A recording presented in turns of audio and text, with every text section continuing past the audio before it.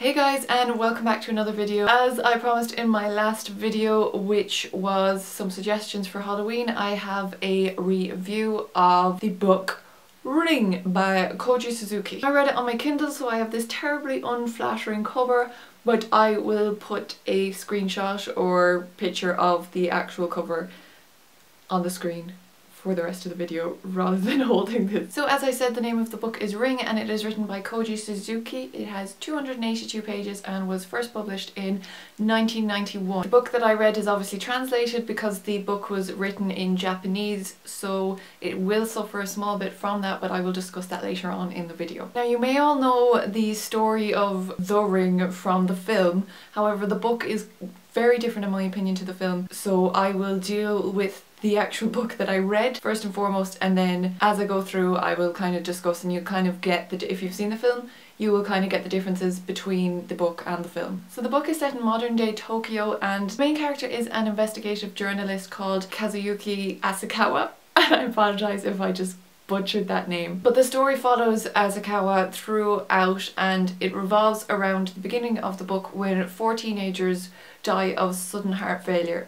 Now, normally this would be a good story to investigate, but it turns out that one of the 4 teenagers that died was Asakawa's niece, which prompts him to want to find out what is going on. Now, Asakawa tracks the teenagers' movements to the villa log cabins where they had all stayed together previously. In there he finds a video with some really disturbing images on it. There's like a sense of dread and overwhelming malice on watching the video, and at the end of it, it warns that if you don't take action you will die within 7 days. However, the end of the tape has been taped over, so you don't get to find out what you need to do to take action to stop from dying within 7 days. So basically the rest of the book is Asakawa trying to solve the tape, what he needs to do before his 7 days runs out. So as I mentioned at the beginning, if you've seen the film, then the film is very much a horror. And having seen the film before reading the book was completely different for me. The book is more of a thriller and kind of more of a whodunit detective sort of narrative. I actually enjoyed that side of the book. It was ruined a bit obviously because I knew vaguely what was going to happen from the film,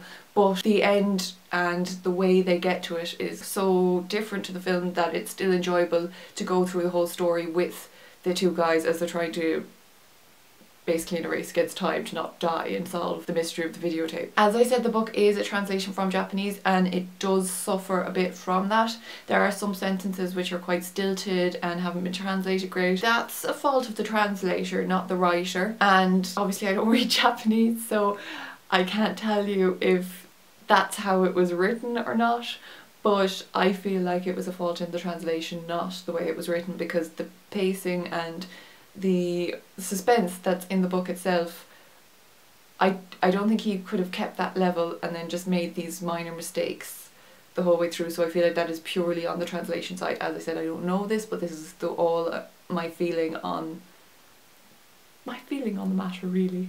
The other overriding tone in the book is after he's watched the video, there's like an overriding sense of malevolence and evil in the book, which you would presume would lend itself to the horror side, but again it kind of just lent its more self to me as a thriller. You're kind of going, oh god, okay, what is this, what's going on? There's also themes of rape in this, and all the characters are very unlikable, which you would think is bad, but I feel lends itself to the tone of the book. I personally preferred it to the film because so many people got freaked out by that film and I just didn't get it. But then again, it does take a lot to scare me. Horror films don't really scare me, so I do prefer a thriller, which is probably why I like the book. So my overall rating is going to be a 3.5 out of 5, and you may be surprised at that considering I said I liked the book, but it does suffer from translation, and I mean I really enjoyed it, but I didn't think it was fantastic. So even if it didn't suffer from a bit from the translation, I probably would be giving it a 4, but as I said, because I just wasn't like, oh, it's the most amazing book ever, it never would have gotten a 5.